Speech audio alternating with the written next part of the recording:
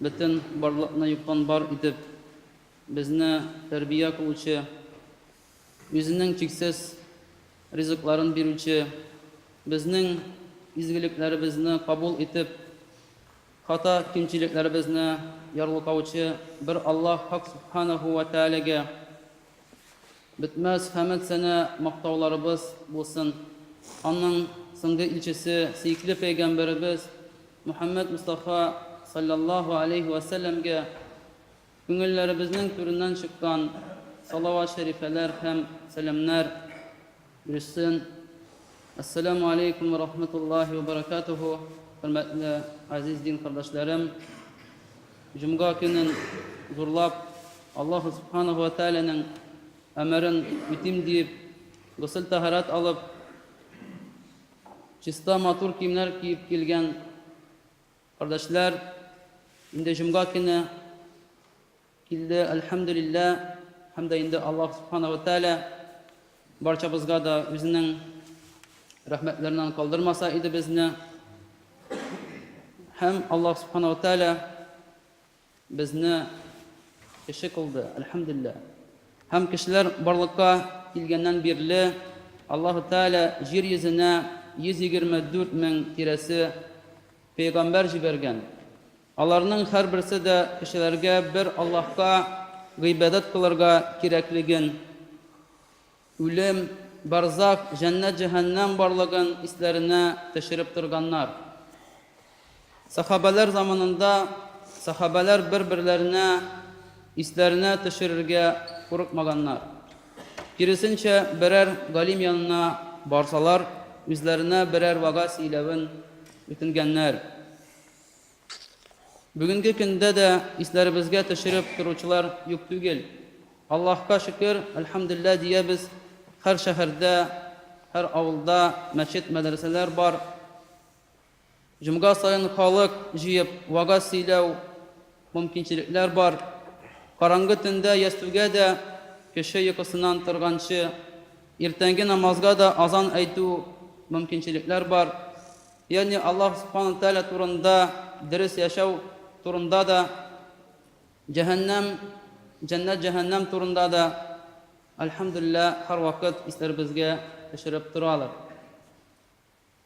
Зиратларыбызга килгәндә, һәр бер кешене мөселманча җаназасын үткәреп, бу кеше яхшы иде, бу кеше ихлас мөселман иде дип әйтеп күмәбез. Ләкин күмгәннән соң ул кеше белән ни булганын белә алмыйбыз. Әлбәттә, мункар һәм накир фәрештәләре төшеп, аннан сорау алачак. Җавап кайтара алуыннан я рәхәттә, я газапта торачак дип әйтә алабыз. Шулай да махсус кеше өчен без берни дә әйтә алмыйбыз. Котылдымы ул, юкмы? Аллаһ Субханаху ва Тәалә турында тәүлекнең күп вакытында уйланабыз.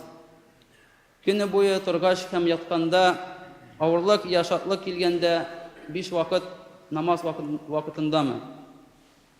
Ничек кенә булмасын, бүгенге яшәү ритмы белән, бүгенге эшнең күплеге белән зикергә Аллаһ Субханаху ва Тәалә җәннәт, җәһәннәм турында уйланып утырырга бик аз вакыт кала.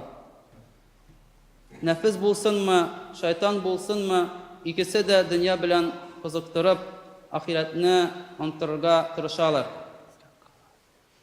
Аллаһ Субханаху ва Тәалә һәр беребезне дә бу дөньядан иманлы булып китүебезне насип әйләсә иде. Без үзебезне һәр вакыт тынычландырып торырга яратабыз. Тормышта да берәр нәрсә килеп чыкса, бар да яхшы булыр әле, бар да үтә дип әйтергә яратабыз. Шул ук хәлне дингә дә кертеп йөрибез. Без бит мөселман калганнар кебек начар гамәлләр кылып йөрмибез. Мин әле намаз булса да укыйм, ә ул тәһарәт ала белми дип үзебезне юаткан шикелле булабыз.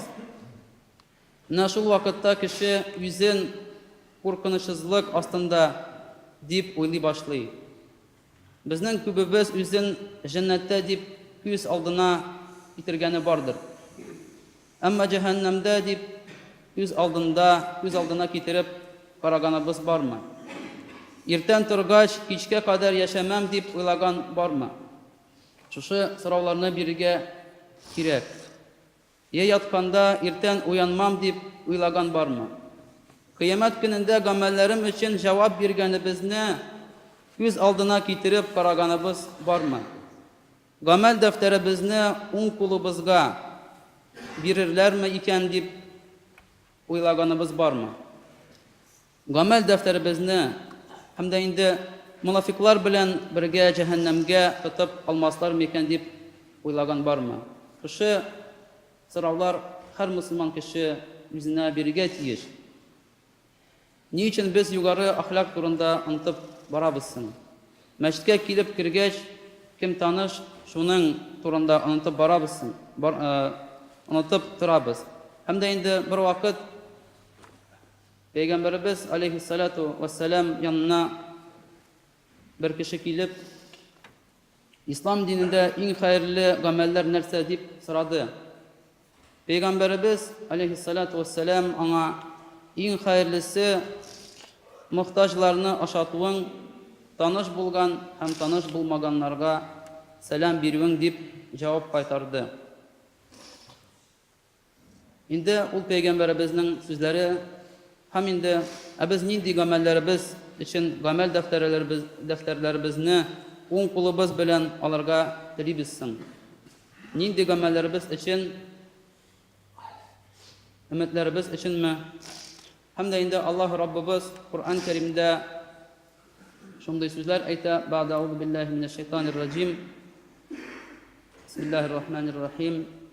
Ва амма ман утия китабаһу бишималиhi فيقول يا ليتني لم أوت كتابيا ولم أدر ما حسابيا." Кемгә гамәл китабы сул кулына бирелгәч, кайгы миңа ул китап бирелмәгән булса иде, үземнең хисабымны белмәсәм иде дип әйтер. Кыямәт көнендә ахиратны онытып дөньяга бирелгән кешеләр болай дип әйтер: "Ма агна анни малия, халака анни султания." Хәзер инде миңа малым һич файда бирмәде.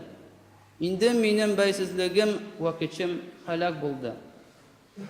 Һәм Аллаһ Субханаһу ва Тәала газап фәрештәләренә: "Худуху фагуллу, сумма аль-җахима саллу" дия. Алыгыз ул кешене, богаулагыз һәм җәһәннәм утында яндырыгыз аны дип әйтерләр. Тормыш кайда да кайный. Шәһәрдә булсынмы, авылда булсынмы, хәтта акыллары булмаган хайваннар дөньясында да тормыш кайный. Әгәр ризык сипсәң, йөгерешеп килеп, бер-берсен этешеп, шул ризыкны чүпли башлыйлар. Әле бер-берсен чукып та алалар. Менә без дә шулар кебек. Безнең дә ризык җир буенча чәчелгән һәм ул әзер. Ничек тә күбрәк, зуррак кисәк эләктерергә тырышалар. Югарырак дәрәҗәләр алырга, якыннарны тертеп, сугып, үтереп, урлап, зыян-зулым кылып, төрле юллар белән үзләренең максатларына ирешергә торалар. Аллаһ Субханаһу ва Тәала шул юллардан безне барчабызны да сакласа иде. Абу Дарда дигән сахаба былай дип әйткән: "Әй кеше, син бары тик көннәр, бер көн үтү белән синең дә бер өлешең кими. Чыннан да без күпме генә тырышсак та, алдан билгеләнгән ризыгыбызны киметеп кенә көннәр үткән саен алда булачак көннәребезне азайтып кына барабыз. Без Казаннан икенче шәһәргә баручы кеше кебек кенә. Юлның озынлыгы билгеле һәм Казаннан ерагайган саен барган шәһәргә юл озынаймый. Киресенчә, ул юл һаман да кыскара. Ягъни гынахлар кылгач, әҗер савап язылмый. Бу дөнья ахиратның басуыдыр. Хәзер ни чәчсәк, ахиратта шуны җыеп алачакбыз. Дөньяда кылган гамәлләрне яхшымы ул, яманмы ул, инде без аларны ахират көнендә күрербез. Аллаһ Хак Субханаһу ва Тааля барчабызга да аның әмерләрен үтәргә, тыйганнарыннан тыйларга ярдәм итсен.